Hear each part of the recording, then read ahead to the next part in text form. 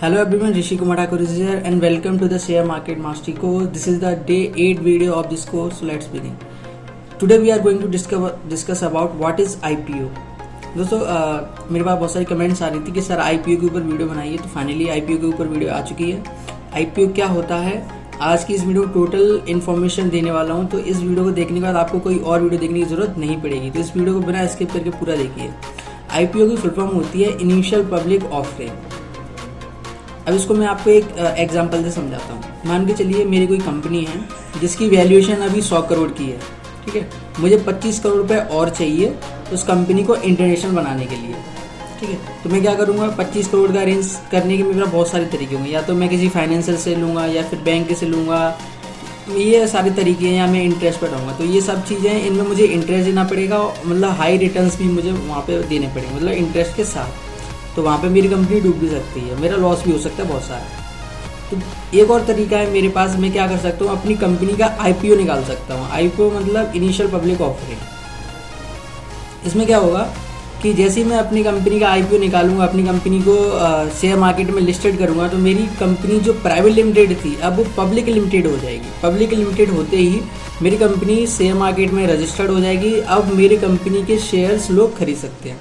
अब जैसे ही लोग मेरी कंपनी के शेयर्स खरीदेंगे तो वो पैसा मेरे पास आ जाएगा। मैं IPO निकाल दूंगा अपनी कंपनी के और शेयर्स निकाल दूंगा, तो लोग शेयर्स खरीदेंगे तो वो पैसा मेरे पास आ जाएगा। और उस पैसे को मैं अपनी कंपनी को ग्रोथ करने के लिए, अपनी कंपनी को इंटरनेशनल करने के लिए यूज़ कर लूँगा। तो आई होप आप समझ गए होंगे कि IPO होता क्या एक्चुअल में।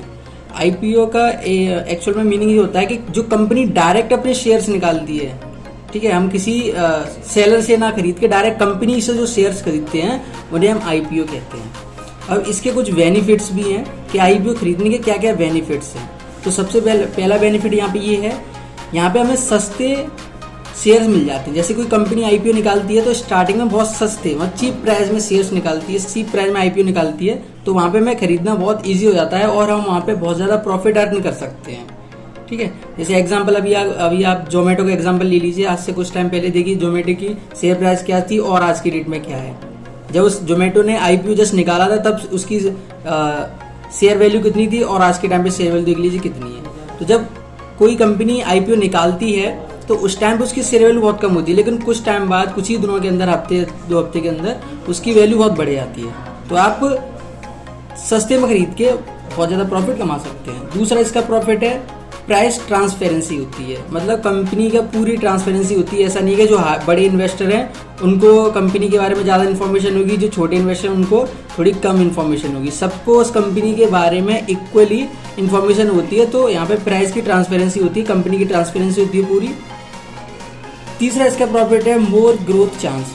अब देखिए किसी कंपनी IPO निकाला है तो वो उसके लिए उसका क्या क्या रीज़न हो सकता है। या तो वो कंपनी को बड़ा करने की सोच रहे हैं, यानी इंटरनेशनल करने की सोच रहे हैं, या फिर उस कंपनी पर जो लोन है उसको चुकाने की सोच रहे हैं। तो यहाँ पे उस कंपनी की ग्रोथ के चांसेस बहुत ज़्यादा होते हैं, क्योंकि अगर कंपनी पब्लिक लिमिटेड हो रही है, प्राइवेट लिमिटेड से अपनी IPO निकाल रही है, तो उसका मतलब वो कंपनी ग्रोथ करना चाह रही है और पैसा इकट्ठा करके उसको बड़ी कंपनी करना चाह रही है, इंटरनेशनल करना चाह रही है। तो इससे कंपनी की ग्रोथ होने के चांस बहुत सारे हैं। तो इसका मतलब हमारे शेयर्स की जो वैल्यू बढ़ने के बहुत चांस होते हैं।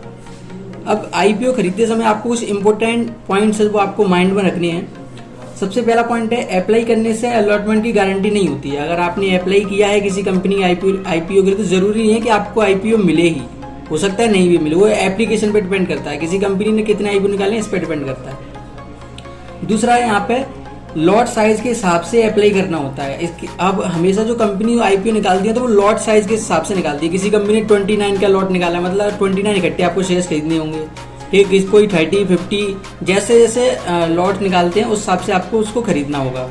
और हमेशा आपको लॉट के मल्टीपल में ही खरीदना होगा। जैसे मान लीजिए किसी कंपनी ने 20 शेयर्स का लॉट निकाला, तो जो आपको, अगर आपने 20 शेयर्स खरीद लिए, तो अगर आप 21 खरीदना चाहते हो 21 नहीं खरीद पाएंगे, 25 भी नहीं खरीद पाएंगे, आपको 40 खरीदने पड़ेंगे। मतलब उसका मल्टीपल 20 का मल्टीपल कितना होगा, 40, ठीक है, 60, ऐसे करके आपको मल्टीपल्स में खरीदने पड़ेंगे।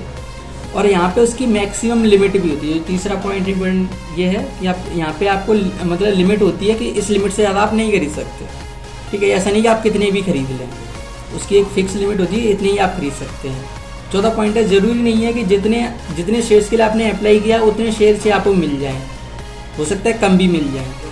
ठीक है, तो ये सारे इंपॉर्टेंट पॉइंट्स आपको याद रखने। अब आईपीओ कैसे खरीदेंगे वो आप, अगर आपने अभी तक डीमेट अकाउंट ओपन नहीं किया है, नीचे डिस्क्रिप्शन में मैंने लिंक दे रखी है, ठीक है। आप स्टॉक 5 पैसा एंजल ब्रोकिंग में जाके आप डीमेट अकाउंट ओपन करिए, और कैसे आपको आईपीओ खरीदना है, कैसे आपको आईपीओ में इन्वेस्ट करना है, वो मैं आपको अगली वीडियो में बताऊंगा। तब तक के लिए थैंक यू, मिलते हैं नेक्स्ट वीडियो में।